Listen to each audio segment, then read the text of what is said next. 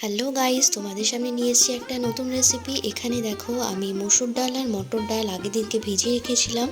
তা সেই ভেজানো মসুর ডাল আর মটর ডালটাকে জলটা ঝরিয়ে নিয়ে তারপর একটা মিক্সার গ্রাইন্ডারে দিয়ে ভালো করে পেস্ট বানিয়ে নিয়েছি। দেখতেই পাচ্ছ এখানে আমার পেস্টটা পুরোপুরি রেডি হয়ে গেছে। তবে এখানে একটা জিনিস করেছি, পেস্টটা কিন্তু আমরা একদম স্মুথ করিনি, এখানে কিছুটা দানা ভাব আছে। তারপর সেটার মধ্যে দিয়ে দেবো লবণ আর হলুদ। 1 চামচ লবণ আর 1 চামচ হলুদ দিয়ে ভালো করে ফার্স্টে ব্যাটারটাকে ফেটিয়ে নেব। তারপর এখানে দেব 1 চামচ আদা বাটা আর দেব 1 চামচ রসুন আর লঙ্কার পেস্ট। এটাকে আমি হামালদিস্তায় থেতো করে নিয়েছিলাম। তারপর দেব একটা গোটা পেঁয়াজ। একটা ছোট সাইজের পেঁয়াজ হলে একটা গোটা লাগবে, বড় সাইজের পেঁয়াজ হলে হাফটা দিলেই হয়ে যাবে। আর তারপর দিয়ে দেবো একটা ডিম ফাটিয়ে। এই যে রেসিপিটা বানাচ্ছি এটা কিন্তু খুবই টেস্টি হয়। এই বড়াটা বেসিক্যালি তোমরা এখন অনেকেই বুঝতে পেরে গেছো হয়তো যে আমি কি বানাচ্ছি। হ্যাঁ, আমি আজকে বানাচ্ছি ডালের বড়া। ডালের বড়ার রেসিপিটা কিন্তু খুবই টেস্টি হয়। আর এটা হচ্ছে মটর আর মসুর ডালের বড়া।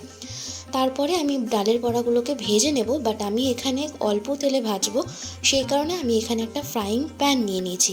ন্যাচারালি ডালের বড়া ডুবো তেলে ভাজলে ভালো হয়, বাট আমি এখানে যেহেতু তেল খাওয়াটা অতটাও স্বাস্থ্যকর নয়, তো সেই কারণে আমি এখানে সামান্য তেল দিয়েছি এবং ফ্রাইং প্যানের মধ্যে তেলটা বেশ ছড়িয়ে যায়।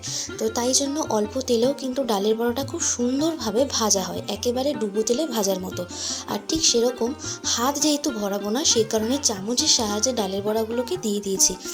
তোমরা দেখতেই পাচ্ছ। এবং ডালের বড়াগুলোকে এটা আমি একটুখানি চ্যাপটা মতো ভেজে নিয়েছি, তাতে ভাজাটাও খুব সুন্দর হয় আর একটু ডালের বড়াটা মুচমুচে টাইপের হয়, মানে ক্রাঞ্চি হয়। আর খেতে কিন্তু দারুণ হয়।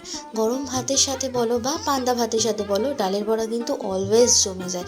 আর ডালের বড়া পছন্দ করে না এমন মানুষ মনে হয় খুব কমই আছে। আর এখানে কিন্তু তোমরা এই ডালের বড়ার রেসিপিটা দেখতেই পারলে, খুবই সহজ আর ইজি স্টেপে দেখিয়েছি আমি যতটা পেরেছি। যারা রান্না করতে পারো না তারাও কিন্তু এই ডালের বড়ার রেসিপিটা অনায়াসে করে ফেলতে পারো। আর যারা পারো তারা তো পারোই। এখানে কিন্তু আমার এই ডালের বড়ার রেসিপিটা খুবই ভালো লাগে এরকমভাবে খেতে। আর এখানে ডিম দেওয়ার জন্য ডালের বড়া রেসিপিতে কিন্তু খুব টেস্টি হয়। ডিম দেওয়ার জন্য আলাদা একটা স্বাদ আসে এবং ফ্লেভারটাও খুব ভালো লাগে। আর এরকমভাবে আমি অনেক ডালের বড়া বানিয়েছিলাম।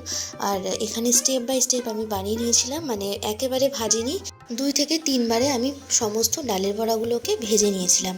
আর হ্যাঁ, ডালের বড়া যখন প্রথমবারে দেওয়া হবে তখন কিন্তু গ্যাসের ফ্লেমটা লো টু মিডিয়াম ফ্লেমে রাখতে হবে। তারপর আস্তে আস্তে গ্যাসের ফ্লেমটাকে হাই ফ্লেমে করে ভেজে নিলে কিন্তু ভাজাটা ভালো হবে। প্রথমেই যদি হাই ফ্লেমে দিয়ে দেওয়া হয় তাহলে কিন্তু ডালের বড়াটা পুড়ে যেতে পারে। সো গাইজ, তোমরা দেখতে পারলে ডালের বড়ার রেসিপিটা করাটা কতটা ইজি। আর যদি রেসিপিটা ভালো লাগে তাহলে কিন্তু অবশ্যই একটা লাইক করে দিও। আর যারা আমার চ্যানেলে নতুন দেখছো তারা প্লিজ আমার চ্যানেলটাকে সাবস্ক্রাইব করে দিও। আর চ্যানেলে সাবস্ক্রাইব করার সাথে সাথে তোমার এই ডালের বড়া রেসিপিগুলো কেমন লেগেছে সেটা কিন্তু অবশ্যই আমাকে কমেন্ট করে জানাতে ভুলো না। আর তোমাদের সাথে দেখা হবে আমার পরবর্তী ভিডিও নিয়ে। পরবর্তী অন্য কোনো ভিডিওতে আবার ফিরে আসবো অন্য কোনো রেসিপি নিয়ে। ততক্ষণের জন্য তোমরা সবাই সুস্থ থাকো, ভালো থাকো, সাবধানে থাকো। আর এরকমই আরও অনেক সুন্দর সুন্দর রেসিপি দেখার জন্য অবশ্যই আমার চ্যানেলের সাথে থাকো। শেষ করছি এখানে, দেখা হচ্ছে খুব তাড়াতাড়ি। টাটা।